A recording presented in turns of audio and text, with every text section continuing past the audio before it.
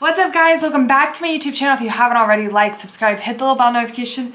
We're answering the hard questions today about the psych words you've been asking, and one of the topics I kind of stay away from is what happens if you SH in a hospital, or just self-harm, or you attempt. I think that's a really good one to go over because we've never really dived into what happens and what happens on the unit, where does your treatment go, how does it affect your treatment, stuff like that. So I always say if everyone on the unit, including staff, is doing what they're supposed to be doing, keeping their eyes on the kids, an attempt will never happen. However, accidents happen, and today we're going to go over what that could look like in terms of staff, the kids that are involved, and like treatment. So let's say that you're on a unit, right? And we'll go with like verbally saying you're gonna do it. So you go up to a staff and you're like, hey, I'm going to attempt. I have a plan. I'm gonna do it here. I just don't feel safe. That staff is supposed to sit with you, get a hold of like treatment team and therapist and be like, hey, XYZ said this, this, and this. This needs to happen. 9 out of 10 times, if you are saying you have a plan, they're gonna put you with a one-on-one. That's for your safety. Also, state laws, we don't want anything to happen to you. Our job while you're at our hospital is to protect and keep you safe while helping you get the treatments you need. Now, going to a psych hospital is not overnight going to be like, boom, I'm fixed. First off, you don't fix mental health, but it will help you. So let's say that the staff is like, okay, and they're like, okay, put her on a one-on-one. So you're now on a one-on-one. That one-to-one follows you wherever you go. You are always, and you're supposed to be within arm's length, but you should be able to see them at all times. That way you can prevent any type of accident or attempt that they might make. It goes a little different if you're just self-harming. If you are self-harming, you will be assigned a one-on-one, at least at ours, or they will do whatever they can to talk you through it. I like to sit with you guys. I don't believe that holds or anything like that is the way to go. I want to sit with you. I want to sit with you. I want to talk you down. I want to hear where your head is. I want to hear, you know, hey, you're struggling with XYZ. Can I help that? What were your triggers? What got you here? Was it something I did or staff did or the unit? Like, what was the environmental part, or how can we prevent it? That type of stuff goes a lot further. It's also going to be less traumatic and it helps you in the long run. Somehow you were able to hurt yourself on the wrists. They will evaluate it. They will take a picture of the wrists only because they have to mark it for their state books. The staff on your unit should get in trouble because you should not have been able to do that. And they will wrap it or put medicine on it or do whatever they need to like keep you safe. I will say a lot of our kids are really good about not doing any type of self-harm while they're there because they really want to get better and they work really hard. Not saying people who do it don't want to get better, but like these kids come in and they're like, I'm gonna do it, I'm gonna do it. And they're like, can you sit with me? Can you sit with me? And then we come in, we sit them, and I've got like paper, I've got kinetic sand, I have like everything that they could possibly need to help distract them. So if you, let's say that we'll go into a scenario, something happens. I don't want to give you too detailed scenarios because I don't want anyone to try this, obviously. And I can say, luckily, one accident happened while I was at the hospital. I was not on the unit, it wasn't my unit. But since then, nothing happened. The kid was fine. It was that. Let's say you make an attempt while you're at the psych hospital. I do not recommend this, but those are your safe people for the time being, so hopefully they can help you the most. At our place, this is what would happen. You make an attempt, staff helps you. You're taken to the ER for evaluation. After evaluation, they'll decide like, okay, they need to stay here or they need to go back. We are the highest level of care, so there's really not another place you could go besides us. Then they will put you on a one-to-one or two-on-one based on what you need. Two-on-ones, it's usually for the more aggressive kids. A one-on-one usually does just well with a kid who's attempted. You'll come back to the hospital. Your time restarts when you're at the hospital. And a lot of kids don't know that, but at ours it's because you had to discharge to get to the ER. And now your treatment's starting over. Also, you hadn't attempted physically in the building and now you have, so we have to reevaluate, put you on a different treatment plan, put you on however best can help you. Really like look for what's going to be your best safety plan because the previous one obviously wasn't working. There's different types of things that can happen on a unit. There's been instances where I found a kid's journal with a hit list.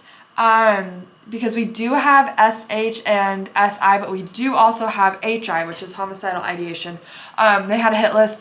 We I kind of touched base on these on like a TikTok series where I tried so hard to get these kids to just be like, whoever it was, write a note, leave it on the table. I don't want people to know it was you. Like, we'll work together, like leave the note. No one actually ever ended up leaving the note. We had to. Sometimes you can match handwriting. They just ended up going on the cameras, saw whose notebook it was, and then talked to them.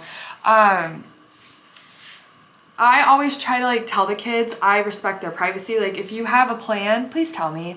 I don't go through your journals at night because 9 out of 10 times they're fine. Also, it's your privacy. I wouldn't want someone reading my journal at the most vulnerable time and hard time of my life. So why would I do that to you? So I do try to let the kids like come forward and be like, Miss Maddie, I have my journal. I wrote on a plan. I might act or I might not act. That way we can help you. I try to create the most open level of communication for these guys because they're at the hardest spot in their lives. We don't know what they've gone through, and everyone handles trauma so differently that you don't know how one small thing will affect them. If I go into a kid's notebook and start reading all of their like private journals, and there's been no inclination that they're gonna do anything, or it's just literally their private journal, how is that gonna show them trust? How is that gonna show them that they'll ever be able to get their thoughts out of their head and onto paper? Or that someone's always gonna be like sneaky and read them? It doesn't. So I really like work hard on being like, guys, come to me, like talk to me. I don't want to go through your personal things. There are times where we find anonymous notes on the unit, and I would say that's 10 out of 10 harder than anything because the kids who leave it are like, this is my plan, da, da, da. It's like folded, it'll be put somewhere, and we have to then watch footage to find who that is too, because at that point it's harder to like match handwriting. My best advice to you, if you are in a psych hospital, I always say you need to find a safe person the minute you walk through that door. Boom, found her. Listen, I usually, when people come on my unit, I'm like, hey, I'm Maddie, I'm the bubbly one, I'm the funny one. I'll talk your ear off, I'll listen, we'll play games. I'm like, yo, that's Taylor. A little more quiet, won't play as much games, little shy, but it's like there if you need him. Or like, hey, that's Matt. Matt kind of sticks to himself unless you approach him. I'm going to be the one that checks on you constantly, verbally. He'll let you come to him. Try to give them a rundown because people who might not click with me will click with someone else. I'm well aware that people don't like me. I don't like some people. We're not all going to mesh. Part of growing up is that understanding of not everyone's going to click together. So just take it with a grain of salt and be like, here are your options. You don't have to come to me. You can come to them. I always try to keep an open level of communication because these kids have not been taught trust. They have not been taught, a lot of times they've been taught trust is just given. Like, you know me, you trust me. No, I don't, because I know you doesn't mean I trust you. Earn my trust. Show me I can trust you. Listen to what I have to say and then proceed to get me the help I need. That all includes trust. I will say if a kid confides in me that they have a plan and it's not in the hospital, I will play it, cool, listen to him, hear it out, remember everything I can, go straight to the therapist. I'm not gonna write that in a note. Like, you're supposed to write them in charts. No, I write them in the charts and then I go straight to the therapist or I go straight to the treatment team because you don't know what that kid's environment is like at home. You can't see that. You see a portion of their life, just like social media. We show you guys a portion of our life that we want you to see. You don't see all of it. Just like these kids don't show us their whole life. We can't look in their eyes and see how bad home is or who's hurting them. You don't know how serious it is at home. So I march my butt down to the therapist office and I'm like, look, we need to reevaluate their discharge day because they have a plan and they're serious and we need to get them more help. And of course, the therapists at our place are absolutely amazing. I love every single one of them. They work really, really well with the kids, but the best thing you can do is be vocal. Look, if you don't want to go home, and I'll do another video on this, if you don't want to go home, say you don't want to go home. Will they probably send you home? Maybe, but it's documented that you don't want to be there, and those documents add up. One of the most heartbreaking things for me is when a kid discharges, and they're excited, and they're ready, and then they come back 3 days later.